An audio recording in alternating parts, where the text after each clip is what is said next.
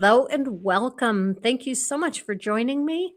I'm a little curious about something. While the intro was playing, I heard the intro kind of pop in and out just a bit. Did anyone else hear that, or was that my computer? Sounded fine here. It sounded fine there. Okay. So that Yeah. was just my feed. All right, good. Glad to hear that it went out right. All right. My Hmm, guest today, maybe some people in the chat will say otherwise. I didn't notice anything. Fred is here. We can go because Fred is here. Never fear, Fred is here. And Mage says that he did not hear it in the world of the chat. So good. I'm glad to hear that went out. Okay. All right. So my guests today are Steve Russell and Professor Sargeant. In the chat, you see Limited Light. Limited Light and Professor Sargeant are the same person. So if you want an answer and he gives you something there, that's just know that's the same person. Okay. Limited Light Professor Sargeant has been a supporter of mine for a very long time. He's one of my strongest supporters. And he had an interesting story about how he and Steve Russell grew up together. They grew apart, and when they were in their growing up years, they were strong in their faith. And when they came back together and re-met on Facebook, they suddenly discovered that both of them were no longer in the faith. And I thought that sounded like an interesting story that my audience would like to hear about. So who would like to start? Steve, you want to go first? Sure. Okay. Start by telling us a little bit about your background. What faith were you in as you were growing up? And how did you end up coming out of the faith? All right. So I grew up in the Wesleyan Church. If you know the Methodist or the Nazarene, it's very similar. Wesleyans are a lot smaller branch than either of those two. But my family was very much into that. My grandfather was a pastor. My grandmother was a pastor. My great grandfather was a pastor. My dad often said that he missed his calling to be a pastor. So, and my brother has been a pastor. He's not at the moment, but up until about 2 years ago. Did you feel any pressure to become a pastor? Did I? When I was in my 20s, there were a lot of people from the church who told me that I would make a good pastor. And I actually did. I was a pastor for 13 years. You were? I did not realize that. Yes. So I pastored in the Wesleyan Church. Some in Indiana and some in Ohio. Okay. I went to school in Indiana Wesleyan University is where I went to get my degree. There. Oh, okay. So let's see, where was it?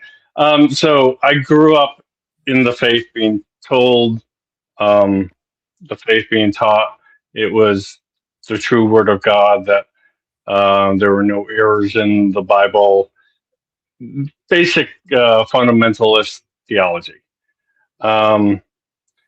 So it took probably about 20 years between the first crack and when I said, there is no God.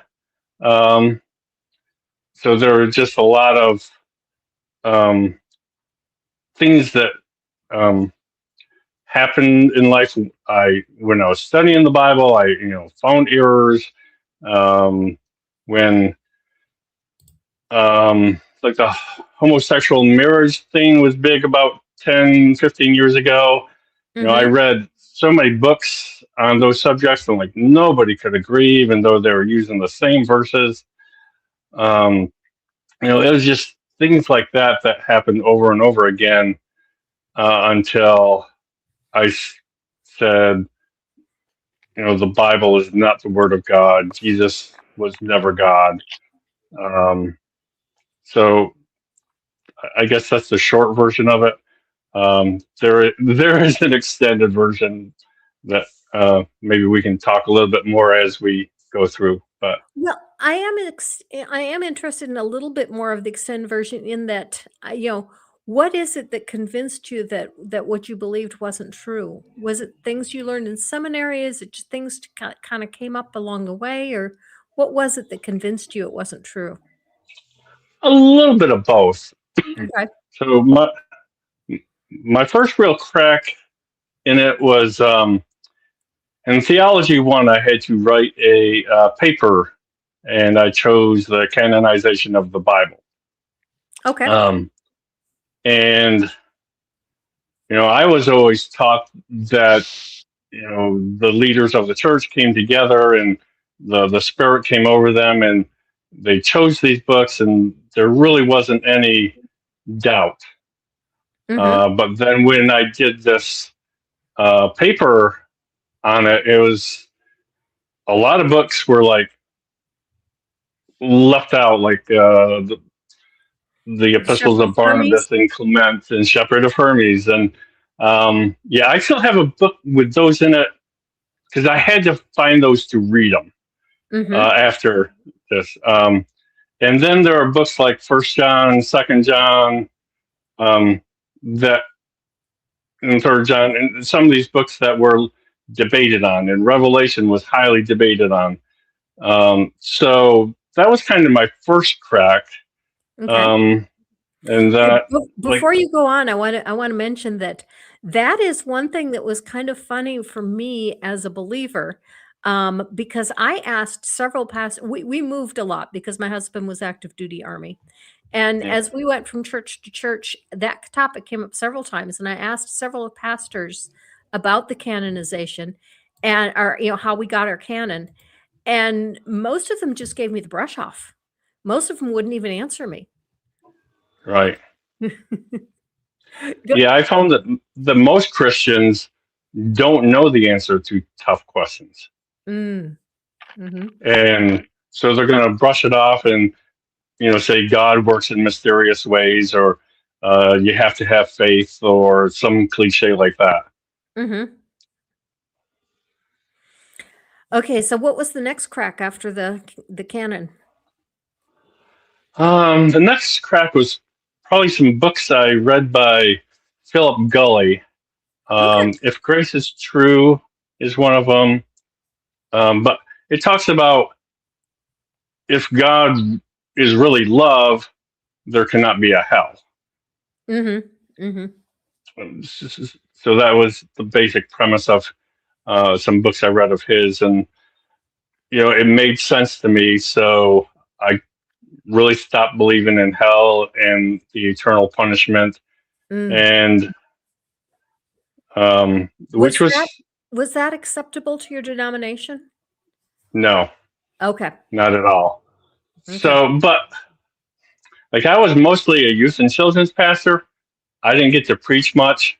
So it wasn't a subject at that time that I would even bring up.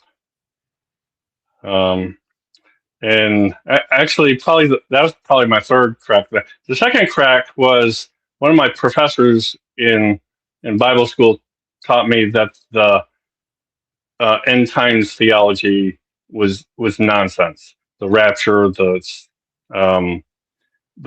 whole millennium, and all that kind of stuff. Pre-millennial, post-millennial, mid-trib. Yes. Yeah, all that. Yes.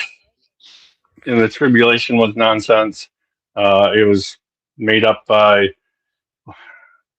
was it Darby, about 200 years ago. Really? Yeah. It's a really new theology. Okay. It's not very old at all. Okay. I'm not familiar with Gully at all. I've never heard of him. Is he someone that was a pastor and became an atheist? Last I knew, he was still a pastor. Oh, okay. Yeah. He's just more a liberal pastor. Yes, just much more liberal. Okay. Okay, so you ended up leaving the faith probably in about your mid-30s then? No, I was probably 45-ish, Okay. Okay. something like that. And do you have kids? No kids. No kids. Okay. How did your family accept your changing your belief system? Not very well. Okay. Um, a lot of guilt trips, Mm-hmm. stuff like, you should know better. Um, we taught you this from your youth. How can you leave it? Kind of things. Mm-hmm. And since then, actually, a lot of them have blocked or unfriended me on social media. I don't have a Mm. lot of contact with a lot of my family Wow. because I guess they can't handle the truth. They have Uh-huh. to hold on to what You they've had in can't the handle past. the truth. Yeah. I never actually watched that movie. I never have either. Just know that line. Yeah, so, one of my brothers stopped, even when I was a Christian, as I became more liberal, they would cut me off because they cut me off over the homosexuality marriage. Um, one of my sister believes that public schools are satanic. Really? That's an Yeah. interesting take.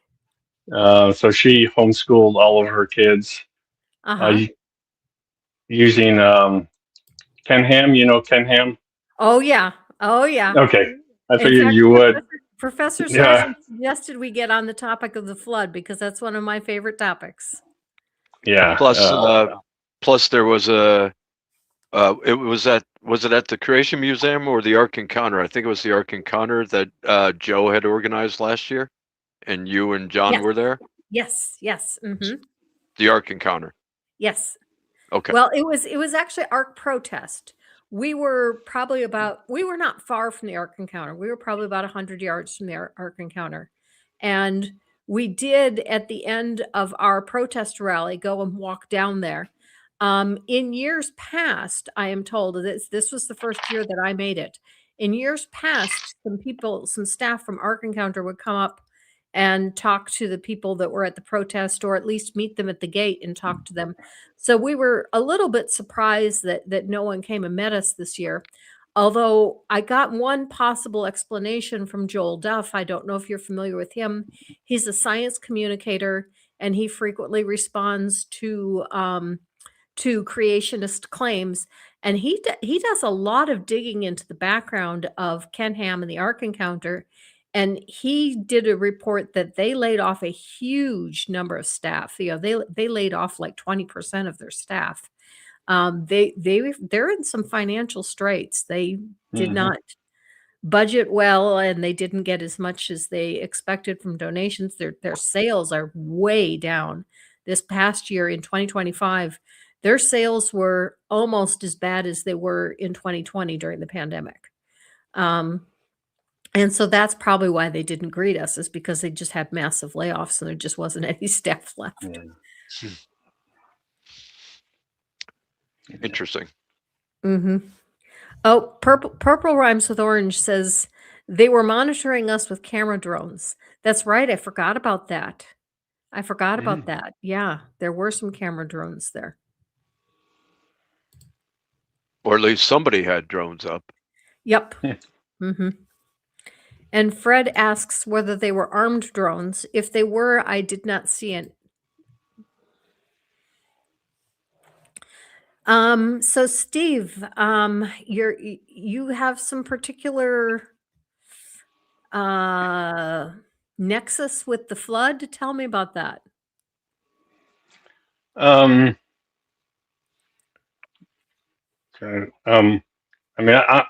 So I was saying my sister used his curriculum to teach her kids Mm-hmm.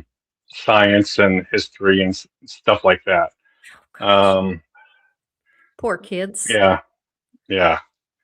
So I have little contact with them. They cut me off a long time ago.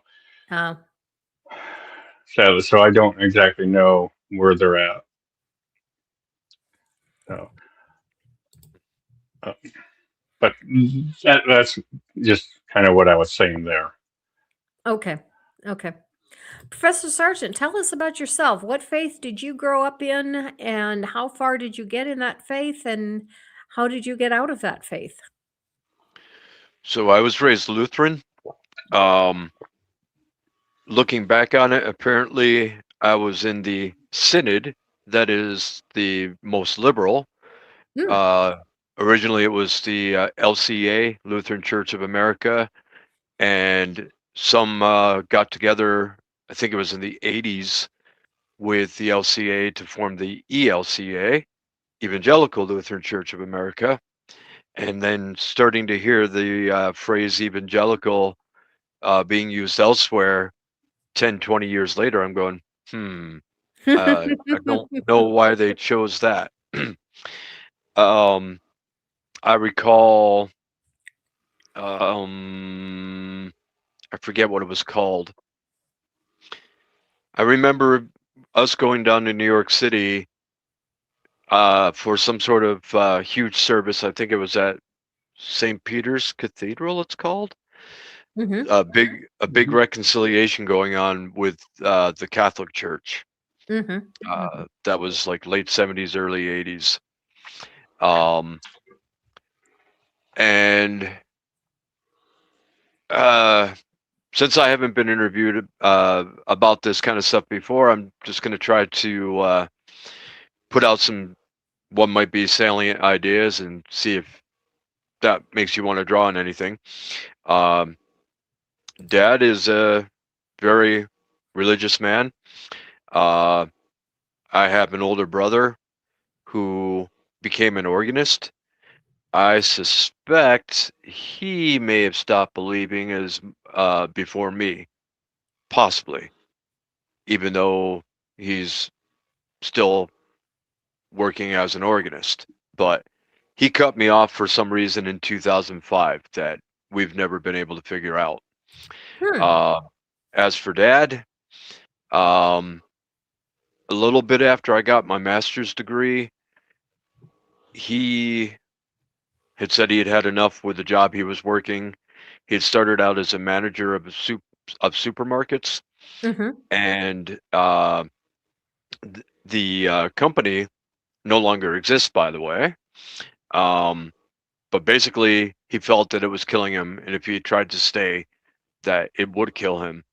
So um, he went back to school at a seminary and became what in the ELCA is called a AIM, an associate in ministry, Okay. so that he was putting his business sense towards helping medium-sized churches to try to grow. I remember when I was in high school or early college that they were discussing the size of the church I grew up in, um, and how demographics were showing that usually what happens with a mid-sized church, which I think it might have been at the time, is they usually wind up contracting. Um, and so he was going to try to learn how to put that business sense to helping out with maintaining and growing. Mhm. Um, Now, at the same time, he did not originally uh, major in business. His story, if I'm number one, if I'm remembering correctly, and if his story is true, he originally wanted to major in physics, Mm. and he was valedictorian of his high school in a Mhm. big city in Western New York, uh, and he was able to. Sorry, I got to pull my Fitbit into thinking I've done 250 steps. So, Ah. anyway, Okay. I'll do that and keep talking. So his story is that he had been valedictorian. It apparently came easy to him, and he had never learned how to study. So after a semester at the university in that city, they said, change your major or get out. And so he switched to business. Hold it. Why did the Um, university want him to switch? because he had done so poorly. Oh, okay. Okay. And so anyway, that might explain why I'm in a STEM field. Anybody that's not familiar with STEM, that's science, technology, engineering, and mathematics, and I'm in one of those to semi-dox myself. um, so a part of me was already um, pretty scientifically minded. Mm-hmm. In fact, if I hadn't got into the field I had, where Steve and I grew up is 30 to 45 miles from Ithaca, Steve? Yeah, Is that probably. about right? Okay. So Cornell University, Carl Sagan. I actually tried writing to Carl Sagan once. That's a story that maybe might be for another time. But Okay. again, uh, I was scientifically minded, and yet I'm being raised in this church.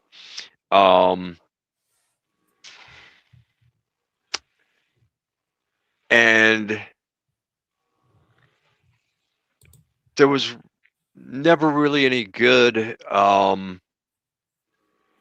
way that anybody could deal with the questions, except something that the pastor, while I was a teenager, he would say, well, science is the how and religion is the why. It was about as Mm-hmm. good as it got. Mm-hmm. Um, so where did any cracks come in? They were probably coming in when I was about 7 and then really hitting hard in my 30s. Um, I think, Steve, we probably didn't meet until middle school, or as we called it, junior high. Is that right? I think it was seventh grade. We were in the same homeroom. Yeah. Okay. Well, around age 7, I had in my head, oh, I was trying to read through from Genesis through, I probably was going maybe as far as Exodus, going, wow, this is hard to read for a kid. Let me Mm-hmm. try to say Yeah. the same. Let me try to say the same thing, but put it in terminology for kids. And yeah, I know they already had children's Bibles, but those were more cartoony things. Right. And so, speaking of stuff like fundamentalism, I was trying to recruit some of the other kids at my church to help me out with that because, hey, it's a big book. Or, as we know when we get older, it's a big collection of several smaller books, but still. Mm-hmm. Um, some of them seemed open to that, but then a little later they came to me and said, well, you can't rewrite the Bible. You can't change a word. And that had to come from somebody's parent. Mm-hmm. Mhm. So that would be one thing. Um, what else? Probably the most interesting thing was while I had gone back to school to try to get a PhD, I didn't finish it. So I say ABD for all but dissertation.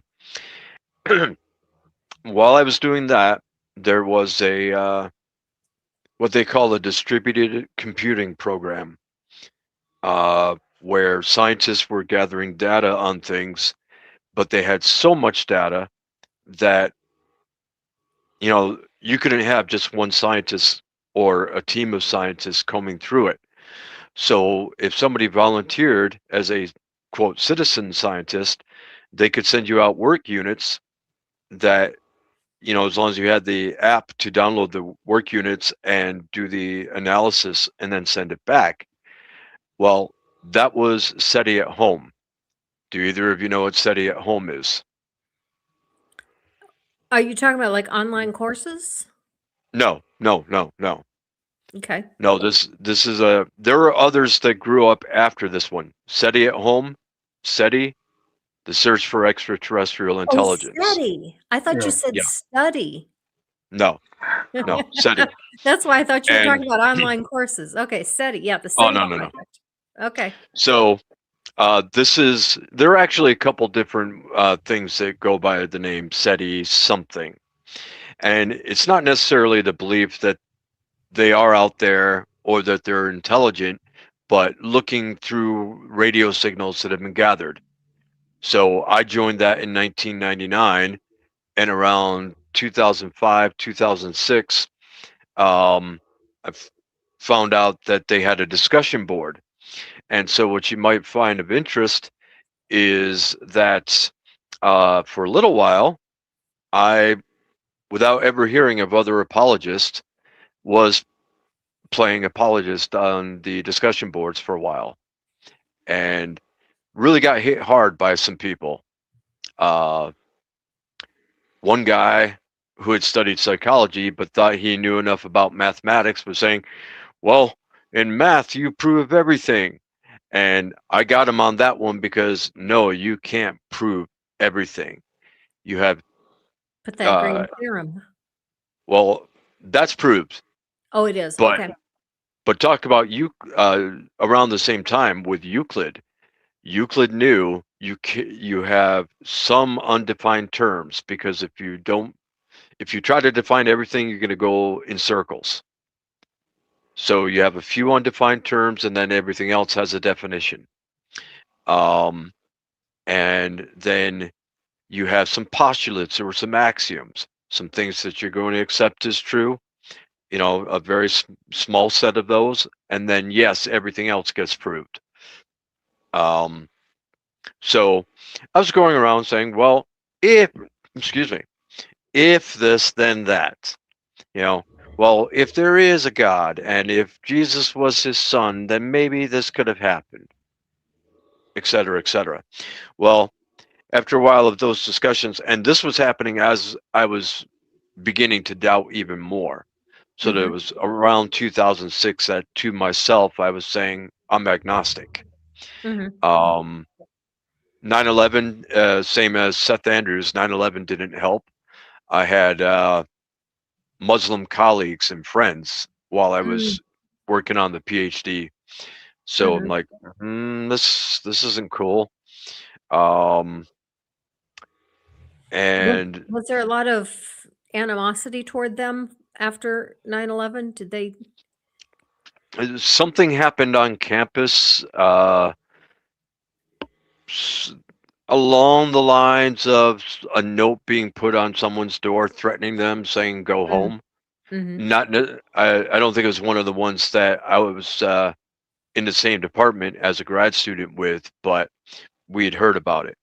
And you could see over the next few years as we were in Afghanistan and Iraq, stuff I was seeing online in like Yahoo chat rooms was really racist, etc. But anyway, as for maybe a last few salient facts, like I said, even at age 7, I must have been reading some stuff from the Bible. And I actually picked up the Skeptic's Annotated Guide maybe 3 years ago. I hate to say, I think he did a terrible job. I wish he hadn't used the KJV for one thing, although maybe there's one reason for that about, I guess it's in the public domain.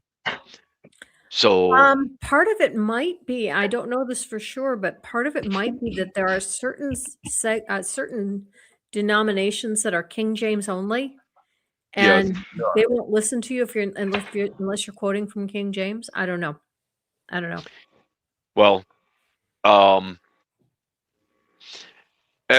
at my stage, as I was reading, it's like, well, a couple pieces of his snark were fine, but a lot of his annotation was just snark.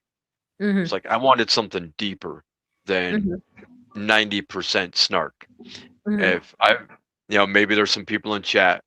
I'm trying to look at 2 screens here, and when I look at the phone, my eyes are out of focus. But anyway, it turns out I had apparently already known a lot of it, even if I didn't know exact things to quote or always the order. One thing I was surprised by was just how many books we're talking about the exile in Babylon. But still, I knew a lot of the story of the exile in Babylon. So Did you know much about the history of the region? And when I ask that, I mean, apart from the Bible, did you have any courses in history that taught you the real history of what happened during that time period? no, Okay. I had quite a bit of history classes, but outside of stuff about New York State or about the U.S., in 10th grade, we would have both had European history. Mhm. And um, then my senior year, while getting my bachelor's degree, I had I forget the exact title. It would have been, major focus was on China and India and a bit Mhm. about some other countries in that area. So, Far East slash Asian. Um, but I'm thinking of two more things to bring up here. Okay. Uh, One was that 2015, I finally said, okay, I'm not just agnostic, I'm an agnostic atheist. Mhm. But also going back to high school times, when you speak about the history, let's talk about the literature for a moment and get back to saying something about the flood.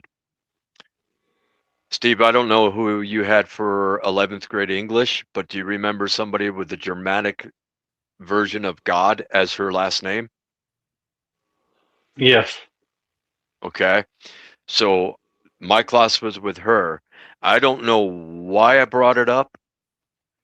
Um, whether it was something in class and we were just leaving, or if something else had happened around that time, and I wanted to ask about the literature of what you have in Genesis about the flood. I don't think I ever particularly believed in it that I can recall, unless Mm. maybe when I was again age 7. Um, but whatever brought it up, I'm either talking to her on the way out of class or on the way into class, and she goes, "Well, there's an older flood story, the Epic of Gilgamesh."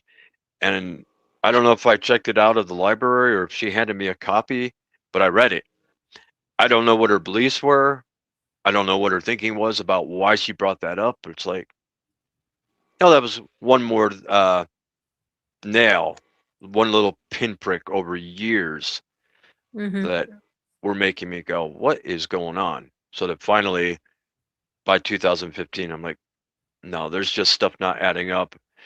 And then reading through the Skeptic's Annotated Guide kind of just confirmed a lot of what I was already thinking. Now, when you say you are an agnostic atheist, what do you mean by that? What are you agnostic toward and what are you atheistic toward? So I think that the way that John describes it is pretty good. Mhm. Agnostic is a statement about knowledge.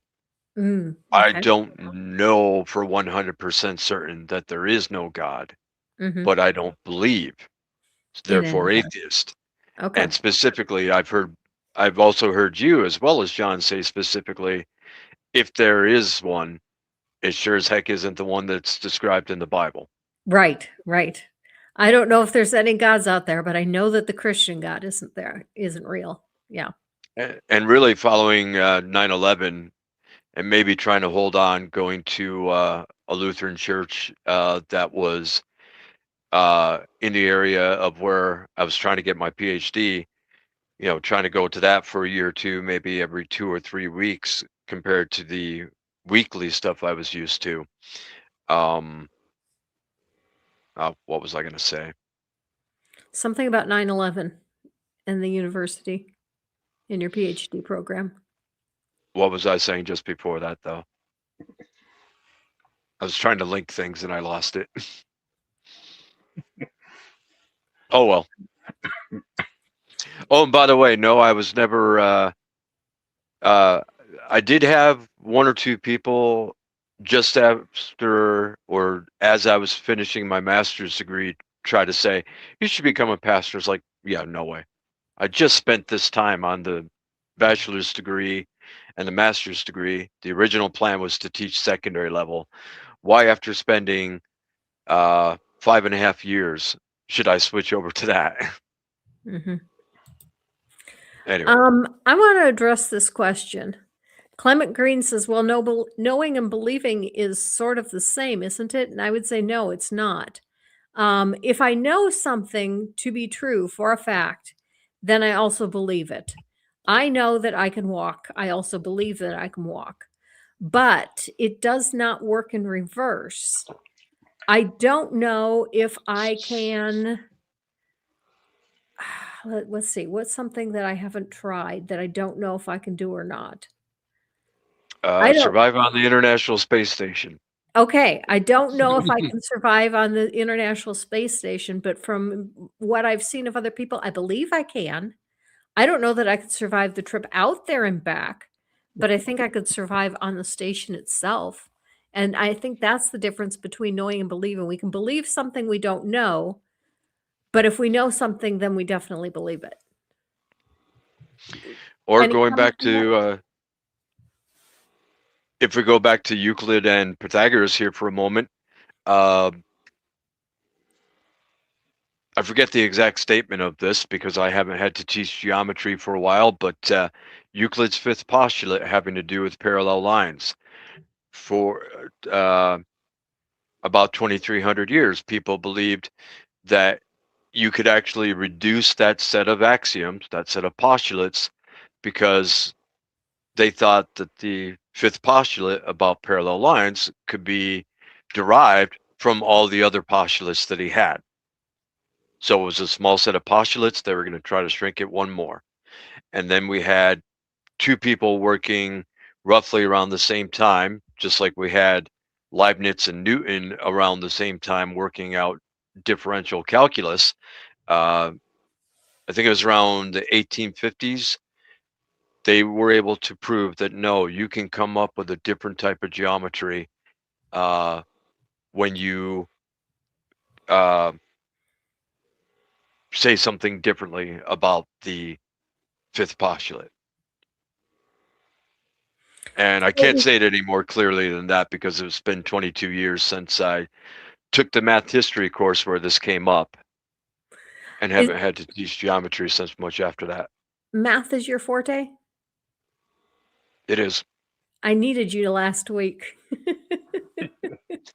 Was it during the live stream? Yeah, when I was talking I to missed it. Phil, I was talking to Phil about how much rain would fall in order to flood the world 20 feet deep in a 40-day period. And I know that Vice Rhino once calculated the amount of force that that would create. And basically that, a little ship couldn't survive it. But I don't know where he got the math from, and I Mm. can't do that math. Well, plus when you talk about force, then you're getting into Into physics. physics. Yeah, you're getting into And physics too. Yep. so the unfortunate thing with me is that because my plan was originally I was going to teach at the secondary level, I only had a year's worth of physics, and it was basically a repeat of what I had in high school. Okay. And they didn't have me taking other sciences. Uh, However, in my department, we are teamed up with a physicist. So if you oh, were to grab for me, I saw that video from Vice Rhino. If uh-huh, you if he has it typed up on a website somewhere, uh-huh. or you can send me a link to which video specifically he really gave it his best, then I could check with the physicist on the physics part, and I Okay. could check the computations or the algebra being done. But it wouldn't have been something that right on the spot as you were talking about it. I do remember you were talking to him about that. I Mhm. wouldn't have been able to say yes or no. Okay. And even if I did, would he have been convinced? No. Yeah, He didn't seem definitely like a not. very convincible guy. No, he wasn't. He wasn't. In fact, following the interview, he gave me a PDF of his book, Machines Don't Laugh, which he wrote for atheists. I'm only 20 pages into it. I've started a script for a video response to it, but I'm not sure if I will make it or not because it would have to be a rather long series of videos. And my channel is dying as it is because people have been bored by my most recent videos. And frankly, his book is boring. It's not well I written. hope we're not boring the people in the chat here. Yeah, I hope we're not boring you either. Oh, Maya says I could probably get a physicist to come on your show and speak with you. Yeah, that would be great. That would be great. We could talk about a lot of the physics of the flood. But anyway, yeah, I think that would that wouldn't do much for advancing my channel. So possibly I would do it as a side project. But if I did that, it would take me a long time to finish it. Like I said, I'm only 19 pages into the book so far. But a prime example, the section that I'm in right now, he discusses Hitchens' book, God is Not Great. And he dismisses the entire thing, the entire problem of evil by saying, well, Hitchens doesn't have a basis for morality. And because he doesn't ground his morality in something that's objective, he has no grounds for complaining that anything is immoral. And you didn't address the issue at all. You simply sidestepped it. Mhm. You know? And he doesn't cite any sources. He mentions that Copen's book, God is Not a Moral Monster, addresses this point thoroughly and it's good reading. But he doesn't cite anything from it. He doesn't quote anything from it. He doesn't support his points with any source material. And it's just really a bad book. Mm. Well, speaking of Hitchens, or the comments we'll hear about you see some others out there responding to, is new atheism dead? Blah, blah, blah. Well, even though it was around the same time that I started calling myself an agnostic, and maybe some of the people I was talking to on that discussion board may have been reading them. Oh, geez, thanks, Mage. But I myself had no direct interaction with any of them. Mm. As years went by, I ran across several videos where Daniel Dennett was either speaking or was being interviewed. I found his stuff interesting. And leading up to the 2016 election, Sam Harris had a lot to say. Mhm. But it's not like I don't think I've watched anything from him since 2016. And some people have been like, well, now Sam's trying to be a cult leader and he's got his Waking Up with Sam or whatever it's called podcast. Well, it's not something I've got anything to do with. I really enjoyed Sam's The Moral Landscape. I learned a great deal from that book. But the stuff that Sam has been doing lately, I'm not in agreement with some of the things, some of the positions he's taken. And I think, some people are right that when they say that the new atheism is, I wouldn't say it's dead, but I think atheism as a whole is kind of turning away from the kind of things that the Four Horsemen were doing. So how would you describe what you think they were doing? Just trying to normalize non-belief, or Well, trying to normalize non-belief is still going on. There's no question about that. But I think a lot in the atheist community are doing it a little bit differently. I think that they were a lot more snarky than we are today, although that's not wholly true. I mean, I know a number of atheists that are still extremely snarky. I would say Matt Dillahunty is the prime example. But a lot of us are not. A lot of us are trying to be more gentle. But I see a place for both approaches. It was the snarkiness of Aaron Ra that got my attention, and someone that was explaining something calmly. I don't know that it would have gotten my attention as much as the snark did. Mhm. I think they're both pretty good, and also Dark Matter 2525. But particularly with Aaron and Dark Matter 2525 now, they're covering more topics, with, for lack of a better way of putting it, deadly earnestness. You know, you were talking about before Steve arrived in the studio about current events, Mm-hmm. and they have a lot to say that about that.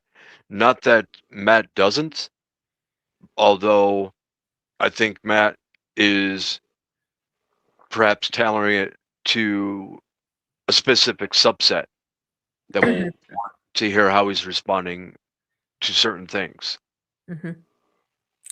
Whereas, I'm going to put a pin in this idea because there's something I really want to ask Steve while Steve is here. And that is, Steve, did you believed before your deconversion, you believed that the flood story was a literal event, a historic event, correct? True. Yes. Okay. One of the things that I was so incredulous about after I became an atheist was how I did not see the connection. The connection that was made for me, and Professor Sargent alluded to it earlier, was that in high school, when I learned ancient history, there was a lot of focus on China and India. And when Aaron Ross said, we know that the flood didn't happen, we know it from biology, geology, history, and I didn't know enough about biology or geology to have any idea what he was talking about. But as soon as he said history, that made the connection that, when we studied ancient history, there was never a point at which the professor or teacher said, okay, and the entire civilization was wiped out, and then 100 years later or 300 years later, a group of Babylonians came in and resettled the land. And that is what had to have happened if the flood story were true. And it and just yet magically their DNA matched the people from before the flood, and they were right, speaking the same language. right. And well, I always point to art, because one of the things that archaeologists and historians use to connect pre civilizations that don't have writing yet. The way they connect and follow how they travel from place to place is by their pottery, and that's how they established how the Philistines came from. I think they originated somewhere near Greece, and they could see the style of pottery moving into the Middle East, and that's how they followed their travel. And we should have seen the same thing with the pottery, especially the bowls. Kip Davis has a program where he showed very ordinary Babylonian pottery, and their bowls have a lip to them that's rather distinctive. And he showed a picture, and I've been looking for this picture, and I can't find it anywhere, where someone had hundreds of these bowls. I mean, they were a very common item. And so if the Babylonians had traveled all across the world and settled all over the world, we should find pottery with these lips, these bowls with these lips everywhere in the world, and we don't. And I never got that until that moment. Did you ever make that connection about how history doesn't match with the flood story? No, that wasn't where I fell apart. It's where I fell apart from the Bible in other areas. Mm-hmm. But like in the Hebrew, the word that we translate worldwide could mean anything from a local flood to worldwide. Mm. And Okay. so that bothered me.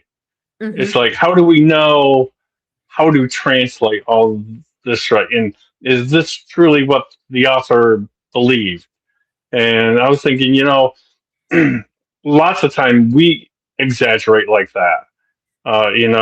Like how many kids say everybody's doing it when, you know, it's a handful of friends, Mm-hmm. that are doing something. Um, and so we still have that kind of exaggeration. I mean, I think after further study and listening to scholars and stuff, they believe that the author probably meant a worldwide flood, even though it didn't happen. It was just a story to try to explain some things. Actually, two stories to try to explain things. You had to study Hebrew in seminary, right? Yeah, I took 2 semesters of Hebrew and 4 of Greek. There's a comment in the chat that, after the video that I just released yesterday, I'm really interested in your answer to this question, Jolly Man. Jolly Man says, matter cannot be created or destroyed, but the Big Bang is somewhat contradictory. And to that, I would ask, okay, Jolly Man, in Genesis, there is the story of how the Nephilim came to be, that the sons of God mated with the daughters of man, and from them came a race of giants. And the most common interpretation of who these sons of man were is that they were demons, they were fallen angels. Okay. And so if that is the case, how could they insert physical sperm into a woman in order to cause her to be impregnated? In Magic. order for that to happen, the demon would have to create a physical body and then mate with these women. And so my question to you, Jolly Man, is, can demons create physical bodies for themselves? And not only demons, but according to gotquestions.org, angels can appear in physical bodies. And they claim that the angel that Mary came and saw at the tomb was in a physical body. And if that had a physical body, are angels capable of creating matter out of nothing? I'm very interested in your answer to that question.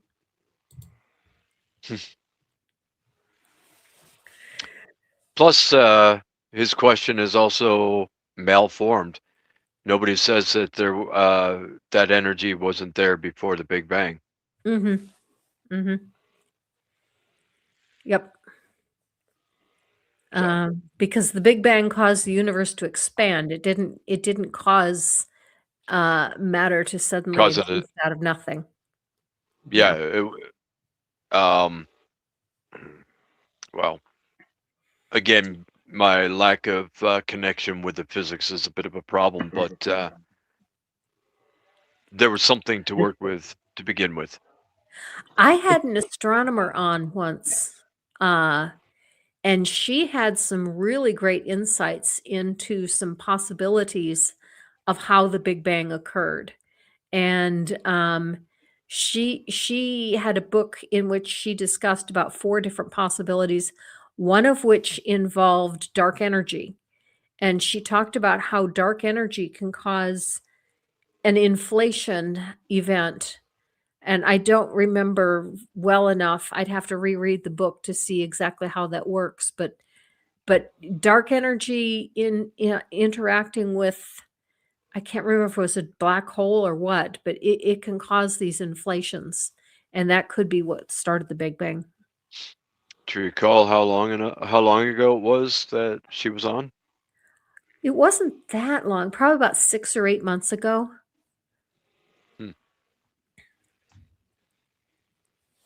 I'm not sure I caught that one. I think it was like September, October timeframe, possibly. Okay. Okay.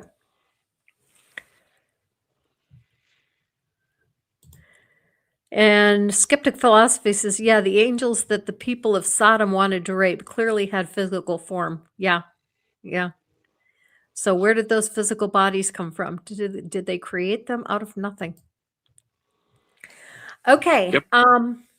We are nearly out of time. Steve, is there anything else that you wanted to talk about that we didn't talk about? Trying to think. I mean, there's so much we can talk about as far as problems with the Bible and religion. I could go on for hours. I'm sorry. Um, That's quite all right. In fact, I was yeah. considering the possibility of going long and talking a little bit about what's going on in Iran right now, and particularly the horror of the Christian nationalists wanting this and wanting, great bloodshed because they want to trigger Armageddon. They want Jesus to come back and they want to trigger Armageddon. Well, Yeah. I mean, that ties growing into. up. Oh, Go ahead. Go ahead. You might okay. bring up some of that, Steve. Go ahead. Yeah. I mean, growing up, the rapture and tribulation was everything. Um, I remember a guy. He was a friend of my father's, but he lost his job because he wasn't doing his job. He was just talking about the rapture and Armageddon, and here it comes, and that was '93 or something like that. Um, but there's always been, at least in this movement, um, I just desire. It's always us against them, and we've got to do everything we can to bring that coming of Jesus now in our lifetime, because he's coming. And my grandfather was waiting for it, and he's dead. My grandmother, and she's passed on. You know, and it's just not going to happen. Um, oh, go ahead, Professor. So we were talking in the StreamYard studio before you arrived, and I had mentioned that I think I saw signs of Christian nationalism as early as the 90s. Um, and let's see. So, two things. You mentioned the rapture. Someone that you and I both know that shall remain unnamed, um, with the initials FE, and I'll Hmm. leave it at that. You didn't have to give He, me his initials. yep. Um, I knew him. so he and I, you may know this, Steve, even though I hadn't seen you since high school graduation, but for 2 years, he and I were roommates. And somewhere along the line, he had picked up stuff that was not being taught at that church. Um, whether it was from his family out of state or during his time in the Air Force, I don't know. But while we were roommates, he at some point got for his car something to hang from the mirror, which was illegal in New York City, if I remember right. But he hung something anyway, and Yeah, I think so. it said something along the lines of, "In case of rapture, this car will be unoccupied." Oh yeah, I've seen those. Yeah, Yeah. yeah, Okay, and I'm like, so and so, the first name, what's this about rapture? What are you talking about? I don't recall having heard it in, I was maybe 23, 25 at the time. I didn't recall it being something discussed at church or that was being discussed in mainstream society. Um, you start to hear more about it, more because the people that did believe in it were saying enough about it loudly enough by the early to mid 2000s, having the Left Behind series with Kirk Cameron, etc. yeah. So that's one thing, and another thing that makes me think that we were seeing signs of the Christian nationalism as early as then. Now, this guy was a huge Rush Limbaugh fan, and so Kelly, one of the things I recall him saying is, well, the government shouldn't be taxing us and then helping out the poor. That's the church's job. And I said, well, that'd be great, but what if people don't put enough in their offering or whatever? I didn't have any super great answers, but I had some responses. Um, and he complained about stuff regarding, this was like 1992. Um, college students that were away from home being able to vote. And I said, that would have affected me in '88. And because my home would have been listed with my father still. Mhm. Whereas I actually Mhm. could have voted in '88, but I was clearing my head. That was my first time I could have voted. I was clearing my head of some things. I was in between transferring. I went 1 year for my freshman year of college. Started the sophomore year and said, "This is not the place for me," and took the rest of the year off. Transferred to a place closer to home. Um, so the first time I voted was in '92. And at that point, I registered and said, here's my address, the apartment that he and I were sharing, etc. But what he was saying about college students voting while they're away from home, had I voted in '88, that would have stopped me, his friend, from voting. Mhm. And for a while there, I hate to admit it, my vote would have matched with him like half the time for a while because I knew some stuff, but I wasn't looking incredibly deeply and just really, again, since 9/11, it's like, whoa, whoa, more finding out more and more what's going on, politics and policy, as Kyle Kalinske of the Secular Talk Show talks about. So, Hmm. do you recall seeing some signs of Christian nationalism back then, Steve? I saw it well before you did. Even before Maybe it you was, did? yeah. Um, I don't know if you have ever listened to, Pat Robertson or Jerry Falwell or was it PTL Club with Bakers. They were instrumental in bringing up about Christian nationalism because they were very much into this rapture idea and that we're the special ones. We got it right. We're the ones who know it. Even though they were look back on them, they're like crazy. Um, so I saw at least by the probably early '80s. Really, Mm. um, I Well, remember. Yeah. Well, just being into the rapture, it Well. doesn't put someone in the category of Christian nationalism. Right. Christian nationalism Um, is more about, wanting the country to be a Christian nation, putting us yeah. as, yeah, that we have to follow Christian ideals, and that's the real problem with Christian nationalism. Yeah. yeah. But So that, also those people taught an us against them Mhm, mentality, which is a big part of it. And I mhm, remember as far back as it would have been 1980 when Carter was running against Reagan. And I mentioned to my mom and dad that I liked the Democratic speeches because they talked about taking care of the poor and the hurting people and helping people. And my mom looked at me and says, "No good Christian would ever vote for a Democrat." And so that mentality was way back then. yeah, well, that's Um, that's when it started, and I got duped too. Um, they made abortion the litmus test.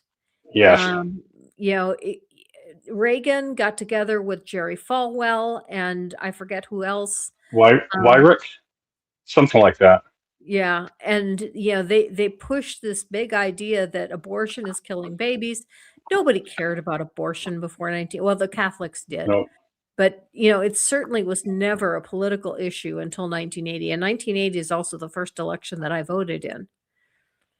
And, yeah, I voted for Reagan, I'm sorry to say. I wasn't old enough. I was still middle school, I think. yeah, So, I remember hearing about Hinckley shooting him in 8th grade in study hall. okay. So, Mhm, but mhm, what both of you are saying ties into what I was mentioning earlier about, for example, uh, this mutual friend of ours having the idea that helping the poor was not the responsibility of the government, it was the responsibility of the church. mhm. through their offerings and charities that would feed the charities, etc. Trying to think if I remember hearing that from a lot of people. And when were That you it's the hearing it? church's job, yeah. So I've one heard that it like reminds. all my life. Okay, all right, and it reminds me of what Lauren Boebert had to say. I forget when it was, maybe a year or two ago. It's the government should not be leading the church. Let me try to use Lauren's voice. The government should not be leading the church. The church should be leading the government. Yep. She said that. She did. And there was a congresswoman at a prayer event. Now it was not a public event. It was a private prayer event, but she is still a congresswoman. And she prayed that God would get all of the unbelievers out of Congress. And I'm not sure if by unbelievers she means just atheists, or by unbelievers she means anyone who doesn't believe like she does. Well, I would which think ones it's probably the second part. I would think so too, because how many have actually declared open atheism? I think even the ones that are part of the. I think most of the ones in the free thought caucus, they may be believers, or at least they have not openly admitted to atheism. Mm-hmm. Mm.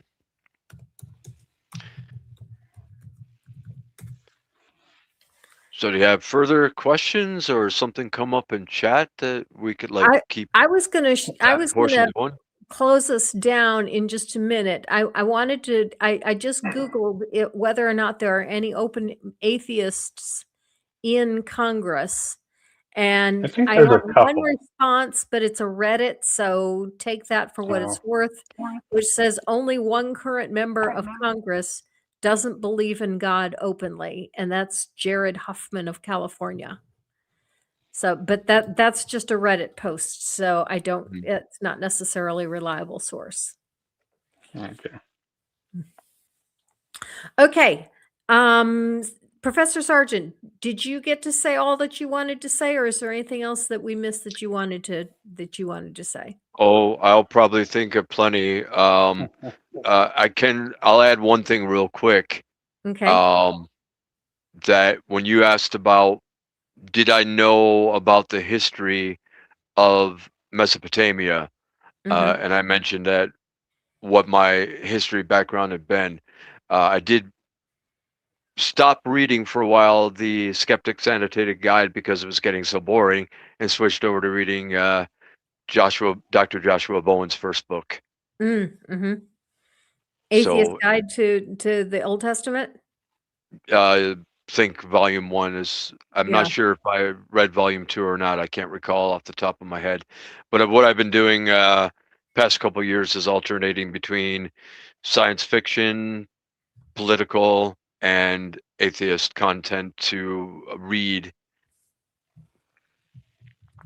Reading on an ebook. And then that included Jesus from Outer Space. I haven't read his major work yet. Okay. Yeah, that's Dr. Richard Carrier. Okay. Okay. Stephen and Professor Sargeant, it has been a pleasure to have both of you. Thank you for coming, and thank you for sharing your stories. You're welcome. Anytime. And thank you to all of you in the chat for your comments and questions. You add a great deal to the show, and I'm so happy to have you. With that, next week's guest is Jason Tonks. And to be honest with you, I can't even remember why I asked Jason Tonks onto the show. I'm sure that he's an unbeliever who has something interesting to share with us. He's probably a former pastor, but I don't even remember for sure. I'll go look it up before I make up the thumbnail, and so next week's show is going to be somewhat similar to this week's show, in other words. And with that, everyone, make sure you come back next week, same time, same place. And Professor Sargeant and Steve, thank you for coming. You're welcome. Thank you. Live your life.